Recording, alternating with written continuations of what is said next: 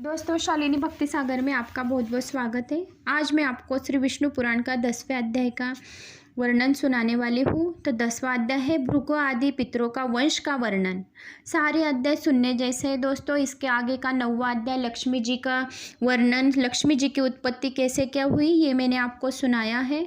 तो आज हम पितरों का वर्णन सुनने वाले हैं। पितृ रूप भी जो पितर रहते हैं वो भी विष्णु का ही रूप रहते हैं। तो आइए चलिए जानते हैं हम पितरों का वंश का वर्णन कैसे क्या हुआ। श्री गणेशाय नमः, ओम नमः शिवाय नमः, ओम श्री महाकालेश्वराय नमः, ओम लक्ष्मी नारायण नमो नमः। श्री मैत्री जी पराशर जी से बोले, हे द्विजसतम, मैंने आपसे जो कुछ पूछा था उसका वर्णन करके मुझे अपनी कृपा प्रदान की। यह आपकी उदारता है। अब आप मुझे दयामय होकर भृगु जी के संतान का वर्णन करें। मैत्री जी के वचनों को सुनकर पराशर जी बोले, हे द्विज, भृगु जी की स्त्री ख्याति के गर्भ से धाता एवं विधाता नामक 2 पुत्र तथा विष्णु प्रिया लक्ष्मी जी की उत्पत्ति हुई है। धाता एवं विधाता का विवाह मेरु नामक महात्मा की कन्याओं से हुआ। आयति और नीति नामक उन कन्याओं से प्राण और मुरकुंडक नाम के 2 पुत्र हुए। मुरकुंडक के पुत्र मार्कंडेय हुए और उनसे वेदशिरा की उत्पत्ति हुई। प्राण के पुत्र द्युतिमान और द्युतिमान के पुत्र राजवान हुए। राजवान से भृगु से वंश के आदि विस्तार हुआ। मरीचि की स्त्री संबुति के गर्भ से पूर्णिमास ने जन्म लिया। पूर्णिमास को 2 पुत्र हुए और विरजा और पर्वत नाम से जाने गए। अब मैं ऋषि अंगिरा का वंश का वर्णन करता हूँ, ध्यान देकर सुनो। जब विरजा और पर्वत का वंश करूंगा उस समय उनके संतान के विषय में विस्तार पूर्वक बतलाऊंगा, ध्यान देकर सुनना। हे मैत्री जी, ऋषि अंगारा की स्त्री का नाम स्मृति था। उसके गर्भ से सीने वाली कुहू, राखा एवं अनुमति नामक कन्याओं ने जन्म लिया।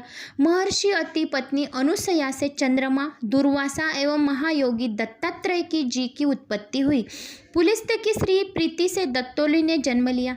दत्तोली ने अपने पूर्व जन्म में स्वयंभनु मनु मनवंतर में अगस्त के नाम से जाने जाते हैं। पुला की भार्या यानी पत्नी क्षमा के गर्भ से कंधर्व ऋषि उरियवान और सष्णु ने जन्म लिया। कृतु की संतति नामक पत्नी ने अंगूठी के पेरों के समान शरीर धारण किया और अत्यंत तेजस्वी वाला बालखिल्य आदि 60,000 ऊर्ध्वरेता पुत्रों को उत्पन्न किया। ऋषि वशिष्ठ की पत्नी ऊर्जा से रज, उदर्भ बाहु से सवन, अनग, सुतपा, शुक्र नामक 7 पुत्र उत्पन्न हुए।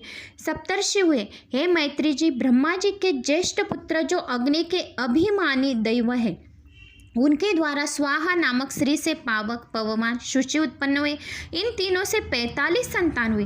प्रत्येक से 15-15 की संख्या में पुत्रों की उत्पत्ति हुई। अग्नि और उनके 3 पुत्र पावक, पवमान, शुचि सहित थे। सभी अग्नि कहलाए। इस तरह 49 अग्नि कहे गए। ब्रह्मा जी द्वारा रचित अग्निशाता, स्नाकनिक, बहर्षित आदि पितरों का वर्णन जो मैंने तुमसे किया था, उनके द्वारा स्वदा से मैना और धारिणी नामक 2 कन्याएं उत्पन्न हुई। वे सभी उत्तम ज्ञान से युक्त थी। हे मैत्री जी, दक्ष कन्याओं की वंशावली का वर्णन जो प्राणी ध्यान से सुनता है वह निसंतान नहीं रहता है। उनकी संतान की आयु बढ़ती है, उसका सब कल्याण होता है। उनके पितरों का उनके कभी भी नरक में नहीं रहते। जो भी अध्याय सुनता है भृगु आदि पितरों का, तो उसका सब प्रकार से कल्याणमय ही होता है। तो दोस्तों, ये था पितरों का वंश का वर्णन जो मैंने आपको सुनाया है। तो ये 10वां अध्याय समाप्त होता है। तो अगर मेरा अध्याय आपको पसंद आता है तो मेरे वीडियो को लाइक करें और मेरे चैनल को ज़्यादा से ज़्यादा सब्सक्राइब करें, ताकि मैं ऐसे भक्ति सागर के वीडियो आपके लिए शेयर कर सकूं। तो बने रहे शालिनी भक्ति सागर के साथ। बोलो मेरे साथ, ओम नमो भगवते वासुदेवाय नमः।